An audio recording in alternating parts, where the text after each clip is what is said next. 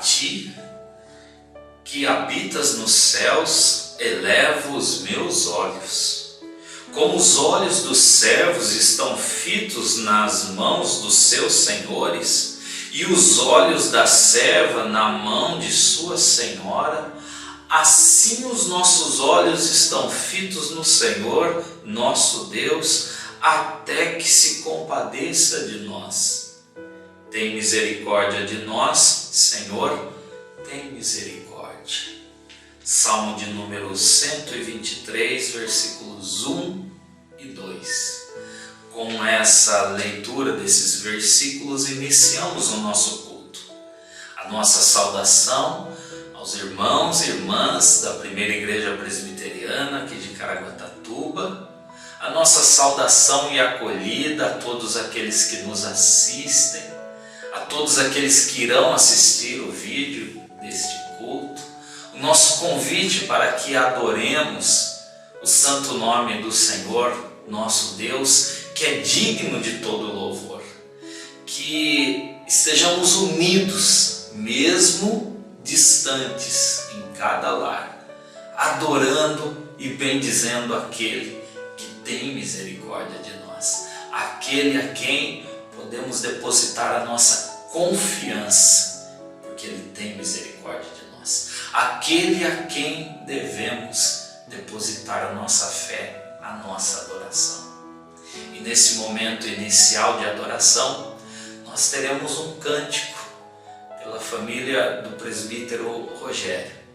Enquanto ouvimos, cantamos e conhecemos o cântico, estejamos em espírito de adoração, declarando quem Deus é, a grandeza de Deus e a dignidade dele de receber a nossa adoração.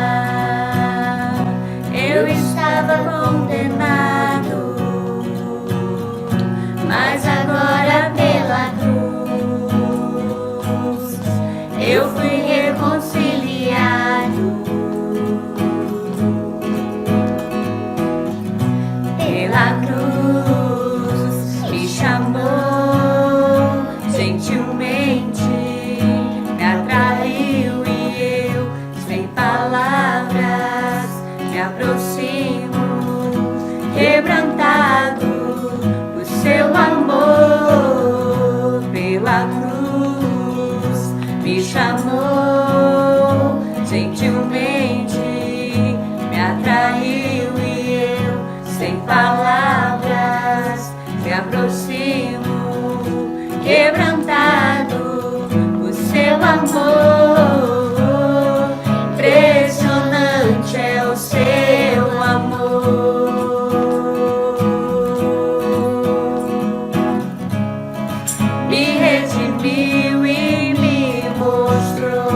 o quanto é fiel.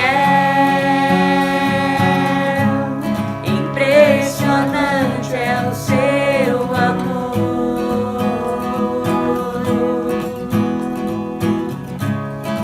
Me redimiu e me mostrou o quanto é fiel. Pela cruz me chamou, gentilmente me atraiu e eu, sem palavras, me aproximo, quebrantado do seu amor. Pela cruz me chamou, gentilmente me atraiu e eu, sem palavras, me aproximo, quebrantado o seu amor.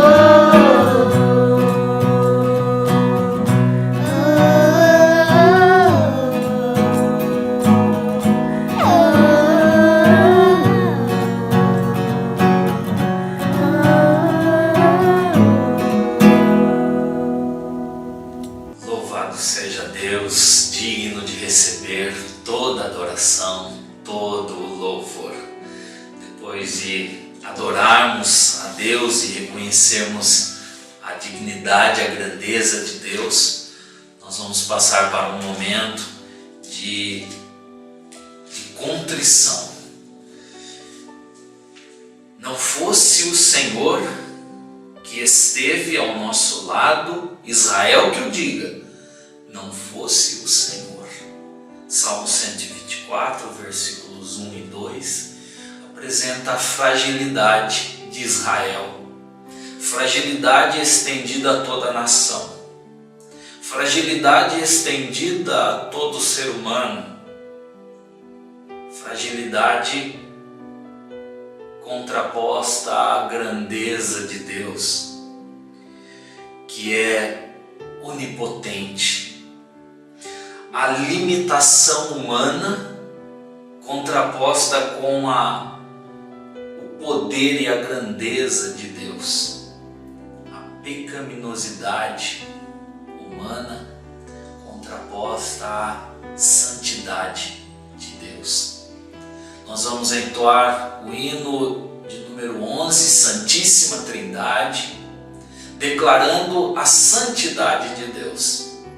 A santidade de Deus que através do Espírito Santo torna-nos santos também, nos remide através de Cristo Jesus e assim nos fazendo povo, mesmo que frágil, mesmo que limitado, mesmo que com a natureza pecaminosa.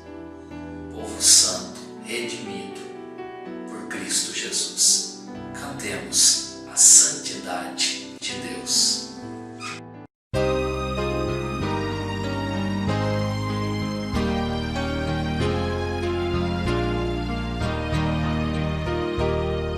Santo, Santo, Santo, Deus onipotente, louvam nossas vozes teu nome com fervor. Santo, Santo, Santo, justo e compassivo, Deus triunfante,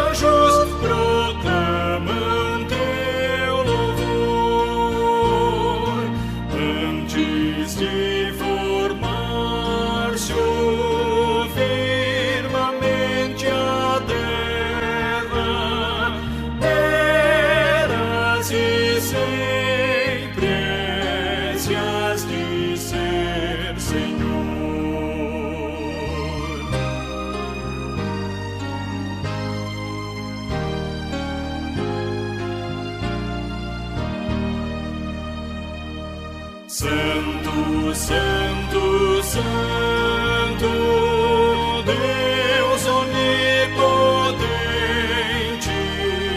tuas obras louvam teu nome com fervor. Santo, Santo, Santo, justo e compassivo, Deus soberano, excelso Criador. Amém.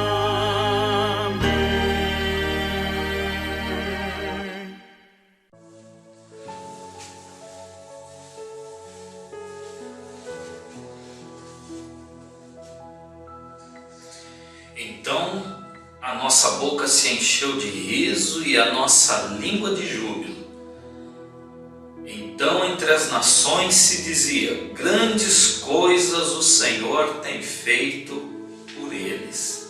Com efeito, grandes coisas fez o Senhor por nós, por isso estamos alegres. Certamente a expectativa de poder retornar a cultuar juntamente com os irmãos é muito grande, de poder retornar a atividades que já tínhamos outrora é muito grande, e quando isso for possível, esses versos do Salmo 126 terão um sentido, um significado muito grande. Mas nós não precisamos aguardar essa alegria para o futuro, porque no Senhor, assim como o povo de Israel que se alegrou por serem libertos do cativeiro da Babilônia, nós podemos nos alegrar no Senhor, porque fomos libertos do cativeiro do pecado e em Cristo Jesus somos libertos para proclamar e glorificar o nome do Senhor. Vamos fazer isso agora com cânticos de júbilo ao Senhor, glorificando ao Deus da nossa vida, juntamente com a equipe musical que irá nos conduzir em cânticos. Junto com a família aí, louve ao Senhor, adore e bendiga ao Deus da nossa salvação, que nos traz alegria mesmo nesses tempos tão difíceis. Louve ao Senhor, Ele é digno do nosso louvor.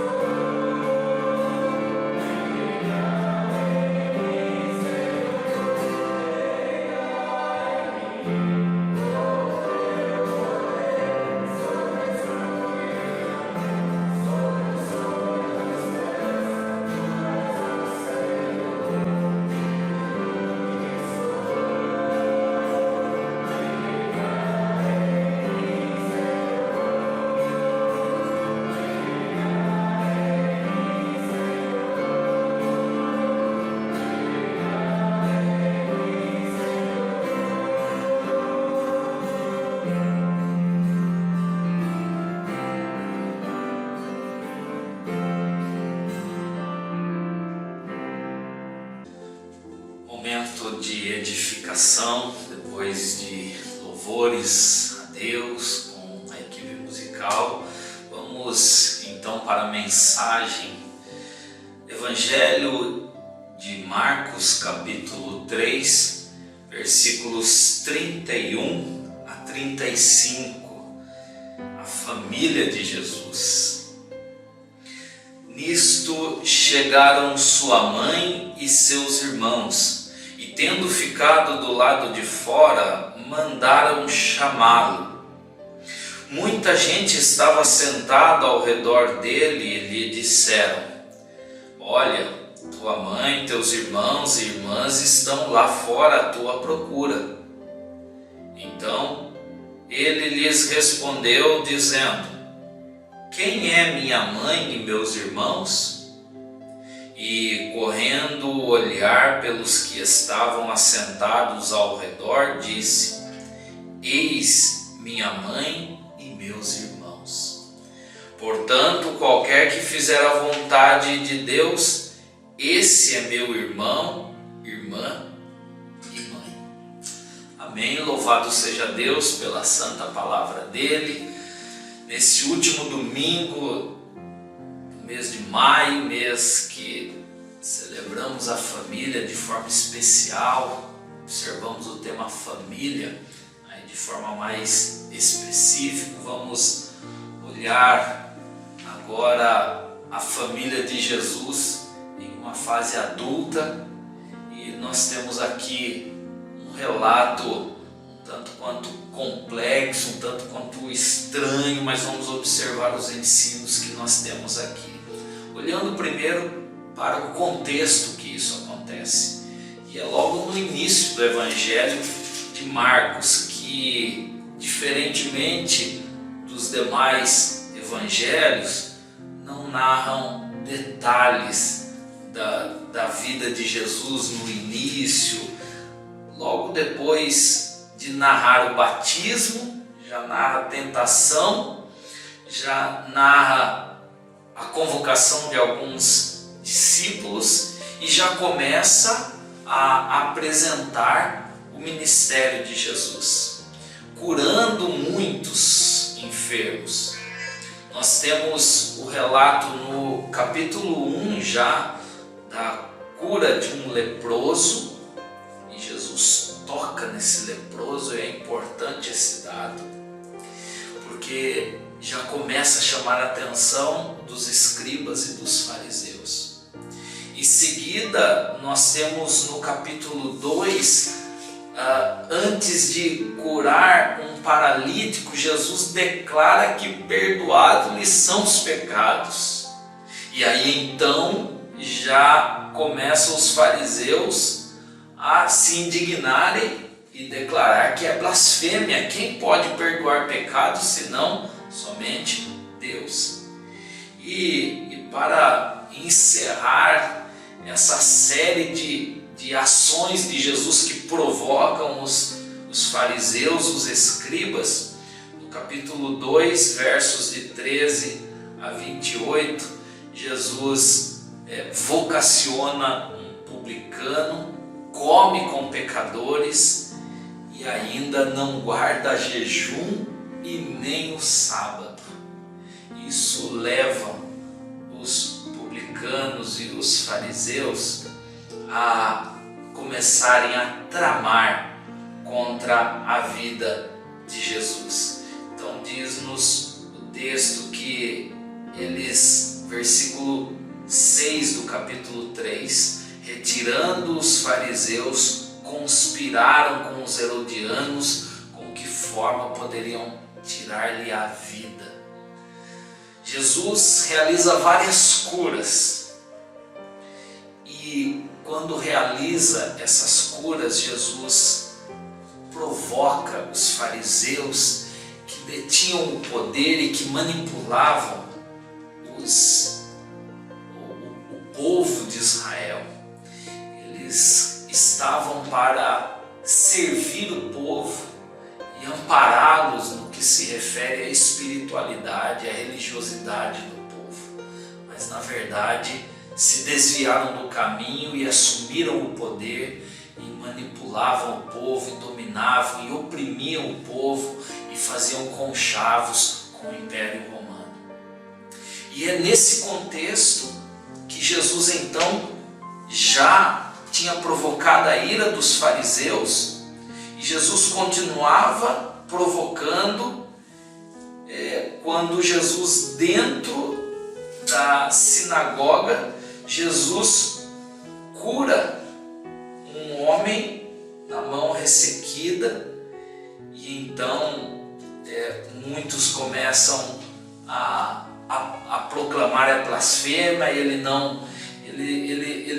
Os discípulos não guardam o jejum, não guardam o sábado, e Jesus diz que é Senhor do sábado também. E aí, quando Jesus está em Cafarnaum, em uma casa, uma grande multidão se aglomera para ouvi-lo.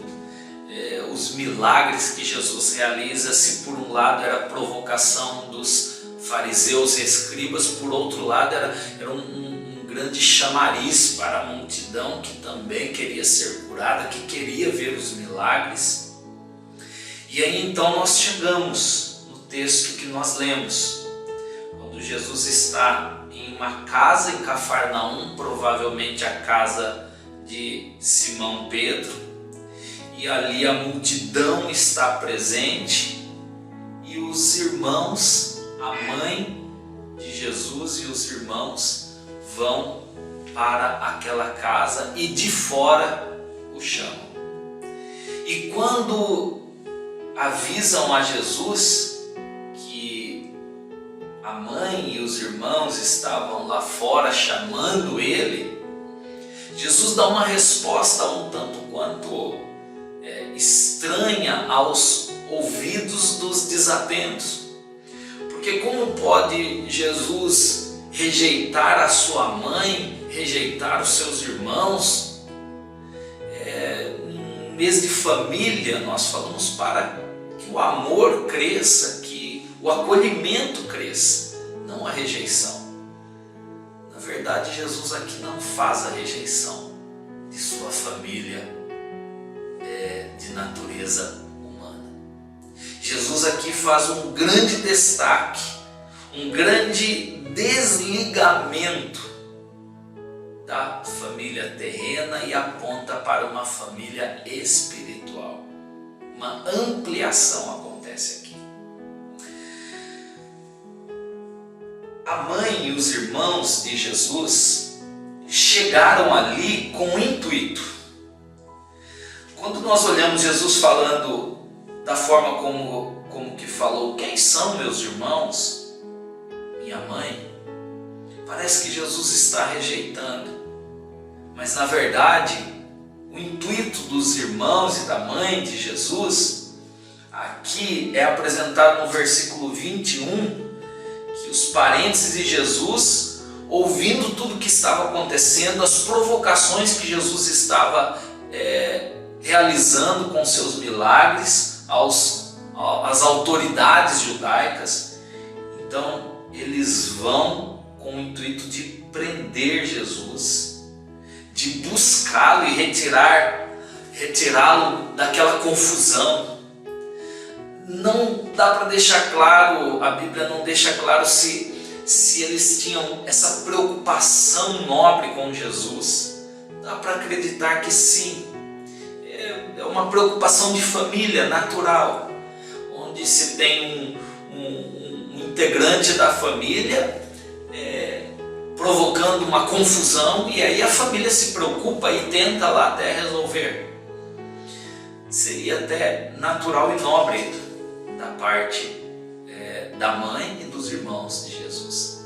Não fosse o fato de que eles estavam talvez também com medo das autoridades e querendo manter ali um status, não querendo sujar, entre aspas, a imagem da família, que Jesus estava causando aquela confusão e poderia estar sujando a imagem da família diante das autoridades religiosas. Não fosse também o fato de que Maria sabia muito bem quem verdadeiramente era Jesus. Que não era apenas o filho dela, assim como eram os demais. Jesus era o Filho de Deus. E aquilo que ele estava realizando, por mais que ofendesse ou provocasse os fariseus, era a vontade do soberano Deus. Então o intuito deles, independente de ser nobre, estavam equivocados, porque estavam por tentar intervir a ação soberana de Deus.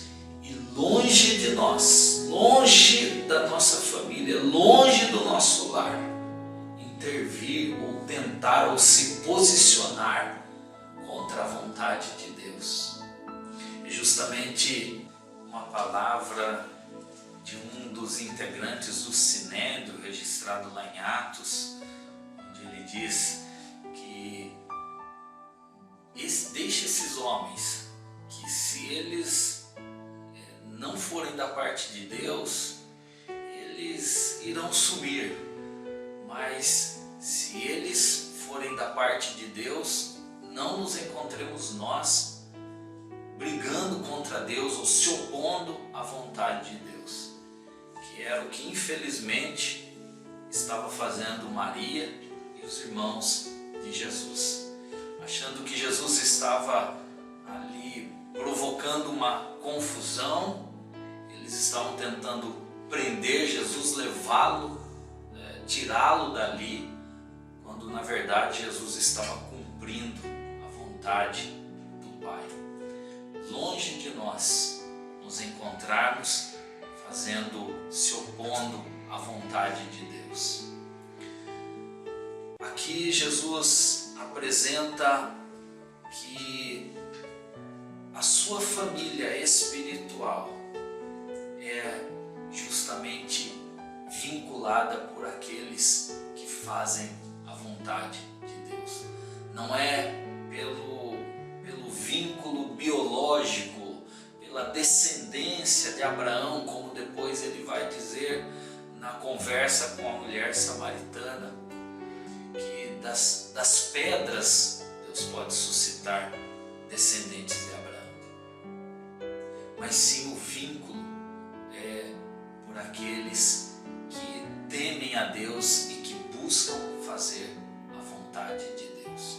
Que assim seja em nossa família, em nosso lar, que assim seja em nosso viver como parte da família de Deus, aqueles que buscam fazer a vontade de Deus, e que assim estejamos nós fazendo parte da família de Deus, família que não cessa nessa história, que se estende na eternidade.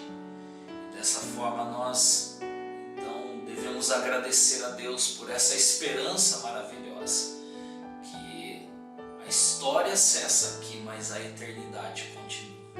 Também devemos orar e clamar a Deus para que familiares e aqueles que porventura não abraçaram a fé e ainda estão do lado de fora da família de Deus, como estavam Maria e os irmãos de Jesus, sejam alcançados como foram, como está registrado no livro de Atos, no capítulo 1, que estavam reunidos os irmãos e a mãe de Jesus, reunidos em oração, esperando a descida do Santo Espírito. Então eles foram achegados à família da fé também.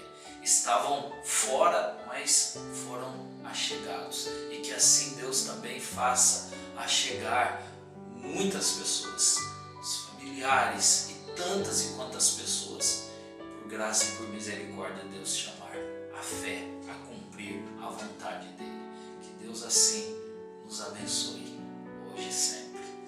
Amém. Nós vamos fazer a oração final, encerrando este culto de louvor, de adoração ao santo nome do Senhor, agradecendo por esse privilégio, mesmo à distância, mas unidos em fé, agradecendo e clamando a Deus também pelos nossos lares, pela nossa nação. Oremos ao Senhor.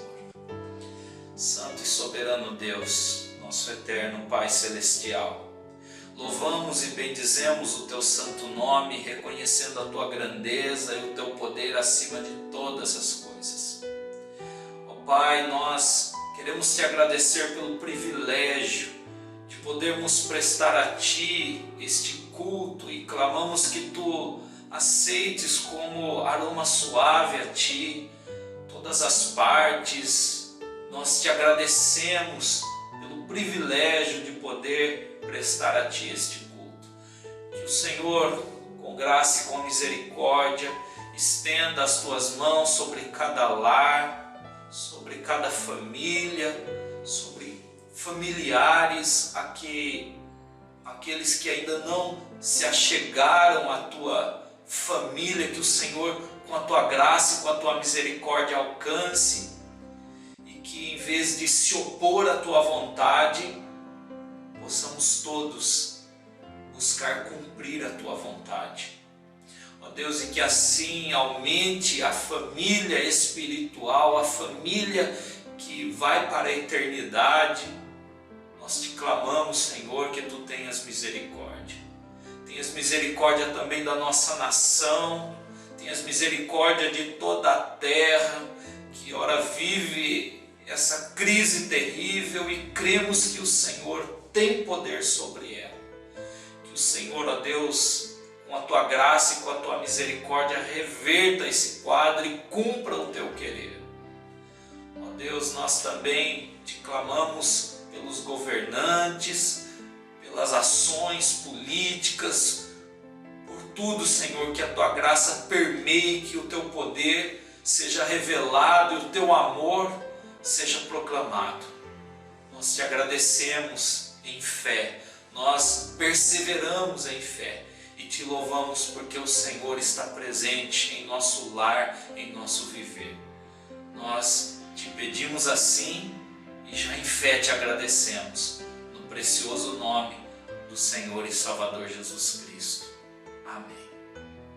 E agora, queridos irmãos e irmãs, que a maravilhosa graça do Senhor e Salvador Jesus Cristo, o amor de Deus, o eterno Pai Celestial, a comunhão, o conforto, a sabedoria e o guiar do Santo Espírito, seja sobre cada um de nós, sobre todo o povo de Deus espalhado em toda a terra, hoje e para todos sempre. Amém e amém. Irmãos e irmãs, temos ainda alguns avisos a transmitir para os queridos. O projeto Celeiro continua e agora com maior intensidade. Nós precisamos auxiliar famílias que estão carecendo de alimentos. Então montamos as cestas básicas para entregar para famílias que solicitam, que necessitam. Então que os irmãos e as irmãs estejam orando por esse projeto da diaconia e contribuindo também. Contribuição financeira também é um outro assunto que nós já estamos comunicando à igreja. A irmanice está recebendo, algumas pessoas estão solicitando que ela vá buscar e continua esse trabalho. Também pode ser feito pelos depósitos bancários. Então as contribuições financeiras elas continuam, nós continuamos enviando oferta para as missões e para o sustento do trabalho. Também um outro assunto que é importante compartilhar com os irmãos, na próxima semana, com a graça e a permissão de Deus, será retomado o trabalho da fachada da nossa igreja. Já foi feito o serviço referente à energia elétrica, então será possível a instalação das placas na fachada da nossa igreja. Esteja orando por isso e que seja tudo para a honra e glória do nome do nosso Senhor. Que Deus abençoe, providencie e guarde cada um de nós. Amém.